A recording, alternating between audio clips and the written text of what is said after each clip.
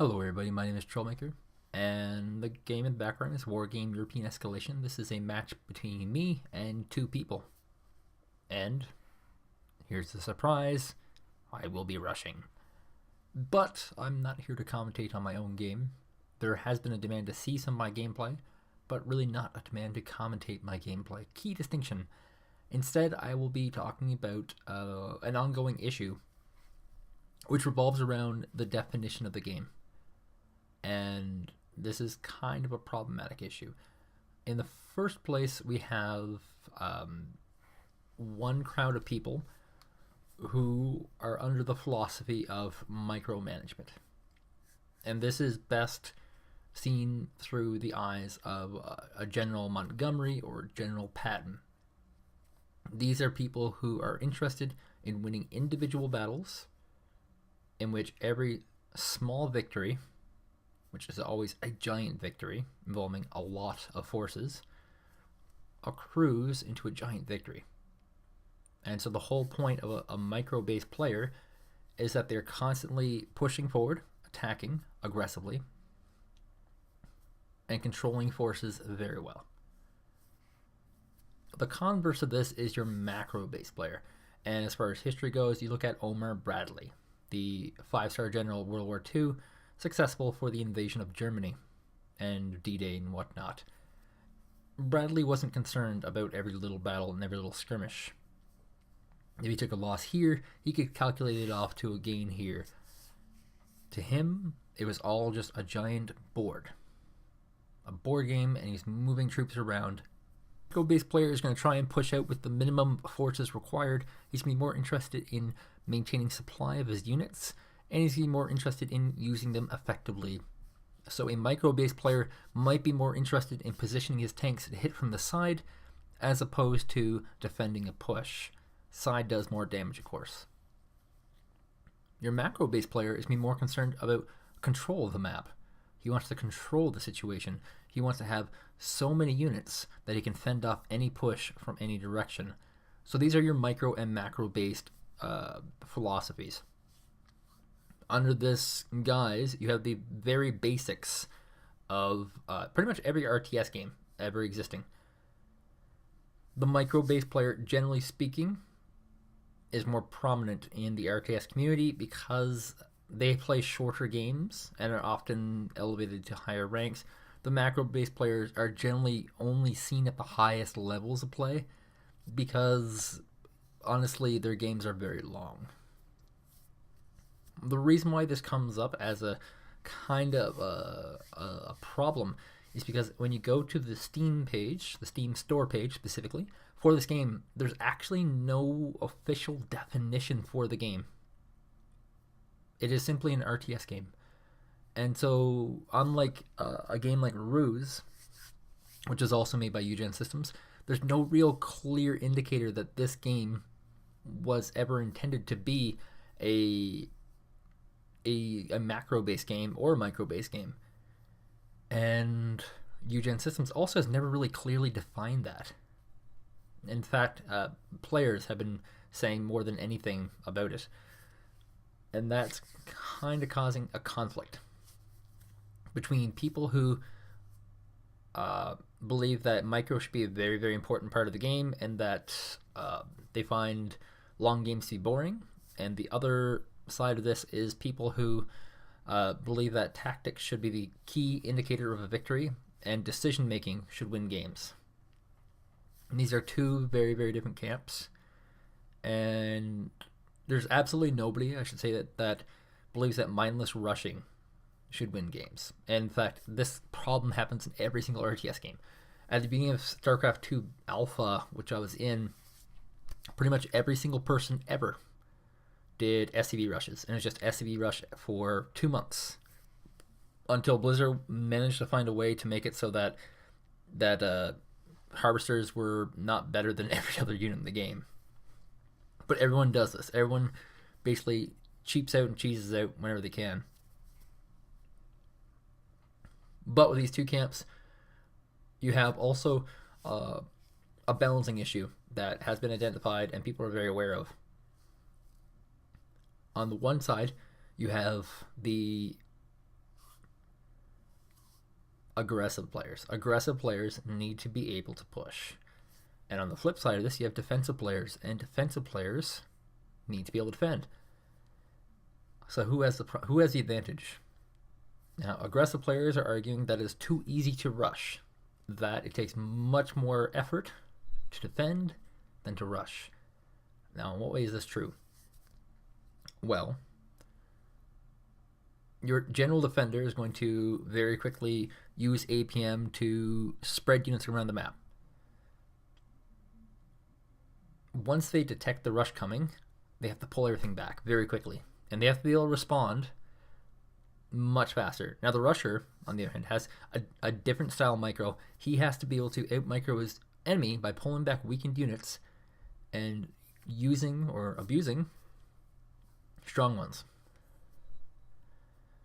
So, in order for the macro player to win, he has to have as good of or better control than his opponent.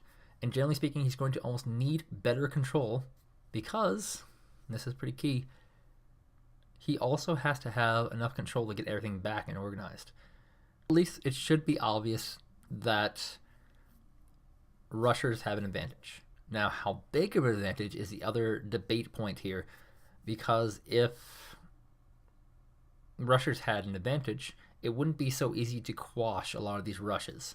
And in fact, most units do well defensively, specifically because it's so easy to hide units, specifically infantry, and it actually requires more force to push than it does to defend. And the kind of killer argument for this is that if you push and you lose some units, it always seems like the opponent wins when his is congested. And generally speaking, as a tactic, when you have a glob or blob units, such as I do in this match, it's only effective if the enemy doesn't have as many units defending as you. And so it's kind of a battle where more will always beat less. And that should be true of every single RTS game out there. Absolutely should be true. There should be no debate that more should always beat less. What is kind of the problem, of course, is that the game specifically has two things, maybe three. I'll three problems. Three big problems. The first one is that you preload all your units. So if one person decides to go all in and another person decides to play standard, there's really no way to prepare for that. There's no slow building up like in most RTS games. You just start off with everything. There's also no tiering, which is the control mechanism that Ruse used. And yeah, that's one big problem. Front-ended every single possible unit in the game. No tiering, no progression. You just, boom, you have everything. Starting off with lower points would definitely help, but it would definitely slow down the game a lot, and it's already quite a long game, so people generally would not go for that.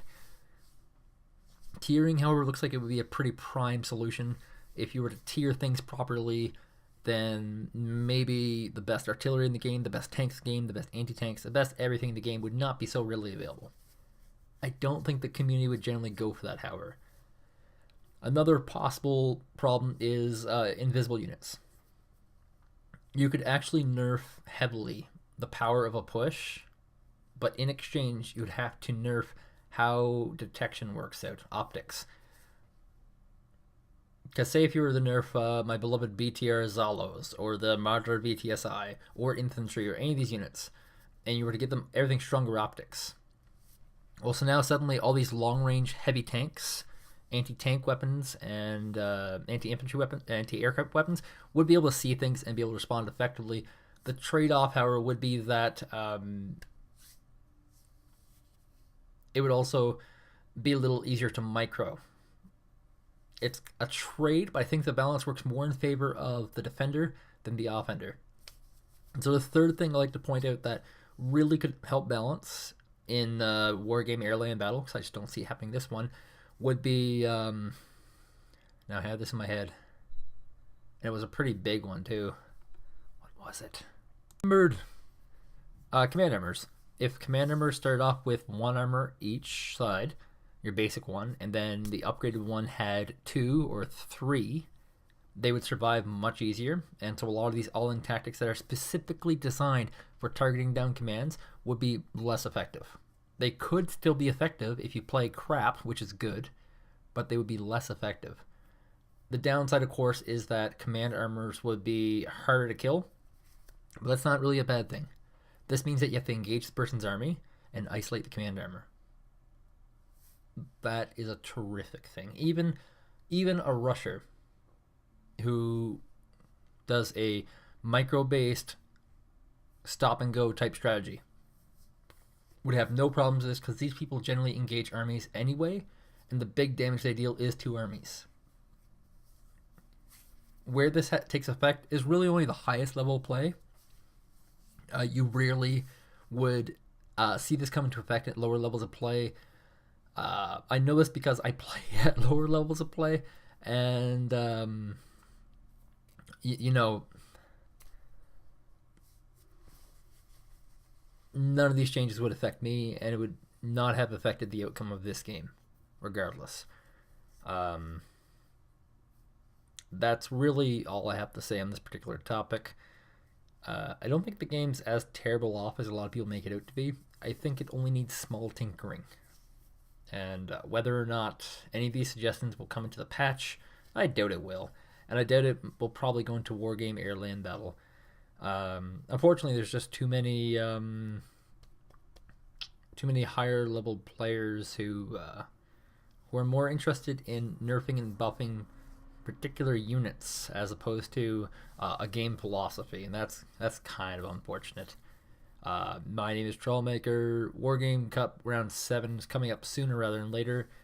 And, yeah, Tiga gone to a rush, Sotek gone to a rush. All that's really left in the tournament now is General Binks, Delta, and, who else? And Banguru, of course, yeah. And that's really all the big names, so anybody can still win. Thank you guys for watching. I'll see you next time. Bum, bum, bum.